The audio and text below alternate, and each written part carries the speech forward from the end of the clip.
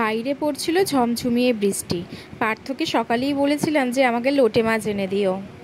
ভালো করে ধুয়ে নুন হলুদ লেবু দিয়ে মাখিয়ে ফ্রিজে রেখে দিয়েছিলাম। প্রথমেই মাছটাকে সিদ্ধ করে নিয়েছি অল্প জল দিয়ে। লোটে মাছ সিদ্ধ হতে বেশিক্ষণ লাগে না, ওই 5 মিনিটের মতনই রেখেছিলাম চাপা দিয়ে। প্লেটের মধ্যে তুলে একটু কাত করে দিয়েছি, যেটুকু জল আছে সেটুকু একেবারে বেরিয়ে যাবে। এবারে একটা চপারের মধ্যে আমি পেঁয়াজ, আদা আর কাঁচা লঙ্কাকে চপ করে নেব। সেই আগের বছরে লোটে মাছের চপ বানিয়েছিলাম, আবার এই এখন বানাচ্ছি। আমার তো লোটে মাছের চপ খেতে দারুণ লাগে, চপ কি ফিশ বল। আর এখন তো অধিকাংশ মানুষ সব কিছু বাড়িতেই বানিয়ে খেতে চায়। যেহেতু অল্প ছিল তাই পুরো মিহিভাবে চপ হয়নি, তাই আমি এর সাথে আরও পেঁয়াজ দিয়ে একেবারে আবার চপ করে নেব। এই চপের সাথে একটু এইরকম মিহি মিহি থাকলেই ভালো লাগে, পুরো একেবারে পেস্ট করে নিলে ভালো হয় না। এবার ভালো মতো মিহি হয়ে গেছে, আর ওইদিকে মাছটাও ঠান্ডা হয়ে গেছে, যেটুকু জল ছিল সবটাই বেরিয়ে গেছে। এবারে মাছের কাঁটাগুলোকে ছাড়িয়ে নেব। লোটে মাছের কাঁটা ছাড়াতে সেরকম কোনো অসুবিধা হয় না, যেহেতু এরকম একটাই কাঁটা থাকে আর খুব ইজিভাবে বেরিয়েও যায়। আর পার্থ মাছটা যেহেতু দোকান থেকে কাটিয়ে এনেছিল, ভালি করে এনেছিল, তাই মুড়োটাও বাদ হয়ে গেছে, তাই শুধু কাঁটাটা বের করে দিলেই হয়ে যাবে। সব মাছের কাঁটাগুলো বেছে নিয়েছি। এবারে প্যানের মধ্যে ওই চপ করা সব কিছু দিয়ে হালকা একটু ভেজে নিয়েছি।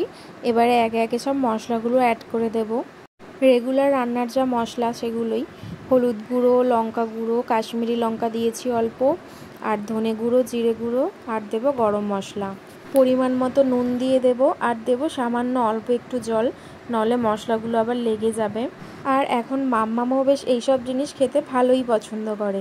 আমরা যখন সব কিছু এরকম বানিয়ে নিয়ে ওর সামনে খেতে বসি, তখন ওকেও গালে একটু একটু করে দিই। আর তাছাড়াও যত বড় হবে তখন তো এই সমস্ত জিনিস খেতেই চাইবে। আর বাচ্চাদের বাইরে খাওয়ানোর থেকে বাড়িতে বানিয়ে খাওয়ানোই ভালো। তো সব কিছু মিশিয়ে নিয়েছি, আর একটু কালারটাও চেঞ্জ হয়ে গেছে, আর অল্প তেলও ছেড়ে দিয়েছে। এবারে মাছটা দিয়ে ভালোভাবে মিশিয়ে নেব। ভালোভাবে মাছটা দিয়ে মিশিয়ে নিয়ে ওপর থেকে লাস্ট দিয়ে দেব ধনেপাতা কুচি। ধনেপাতা কুচি দিলে টেস্টটা পুরো চেঞ্জ হয়ে যায়, খুব সুন্দর একটা টেস্ট আসে, আর লোটে মাছের খুব সুন্দর গন্ধও বেরাচ্ছে। এবারে এটা ঠান্ডা করতে দিয়ে ওইদিকে আমি কোট করার জন্য ব্যাটারটাও বানিয়ে নেব। ব্যাটার বানানোর জন্য নিয়েছি কর্নফ্লাওয়ার, ময়দা, গোলমরিচ, নুন আর জল দিয়ে ব্যাটারটা বানিয়ে নেব। অনেকে আবার এটা ডিম দিয়েও বানায়, আপনাদের ইচ্ছা মতো আপনারা করবেন। আর ওইদিকে নেড়ো গুঁড়োটাও ঢেলে নেব থালার মধ্যে। অনেকে ব্রেড ক্রাম্ব আবার বাড়িতে বানিয়েও নেয়, কিন্তু আমি দোকানে যেটা কিনতে পাওয়া যায় সেটাই কিনে বেশি করে ফ্রিজে রাখা থাকে, ভালোই থাকে ফ্রিজে, সেটাই আমি নিয়ে যখন যেটা ইচ্ছা বানাই। আর আলাদাভাবে ব্রেড ক্রাম্ব বানানোর আমি সময় পাই না একদমই। কিছুটা আগের ছিল সেটা দিয়ে দিলাম আগে, আর বাকি নতুন যেটা ছিল প্যাকেটে সেটাও কিছুটা অ্যাড করে দিলাম। তো ওইদিকে মাছের পুরটাও এবার পুরো ভালোভাবে ঠান্ডা হয়ে গেছে। এবারে পুরের মধ্যে 2 থেকে 3 পিস পাউরুটি নিয়ে আমি ভালোভাবে মেখে নেব।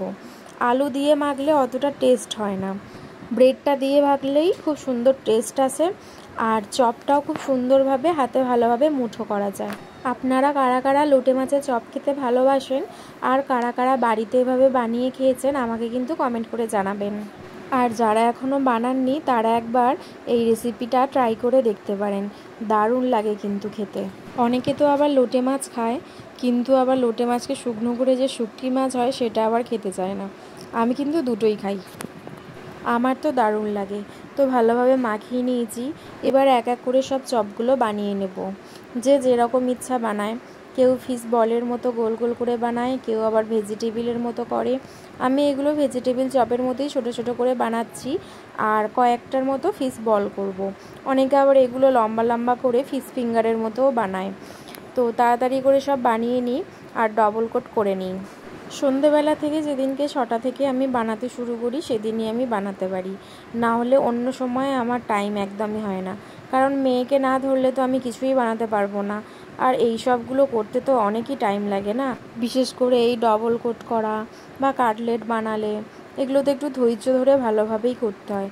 তো সব করে গরম গরম তেলে আমি ভেজে নিলাম। 4টের মতোই ফিশ বল করেছি, আর বাকি সব চপের মতো করেছি। টিস্যু পেপারের মধ্যে সব রেখে দিচ্ছি, আর বাকি 4টে আবার তেলের মধ্যে দিয়ে দিলাম। তো এবার গরম গরম চপের মধ্যে অল্প বিট নুন ছড়িয়ে সস দিয়ে খেয়ে ফেলুন, দারুণ লাগে কিন্তু। আর চাইলে স্যালাডও নিতে পারেন। টাটা।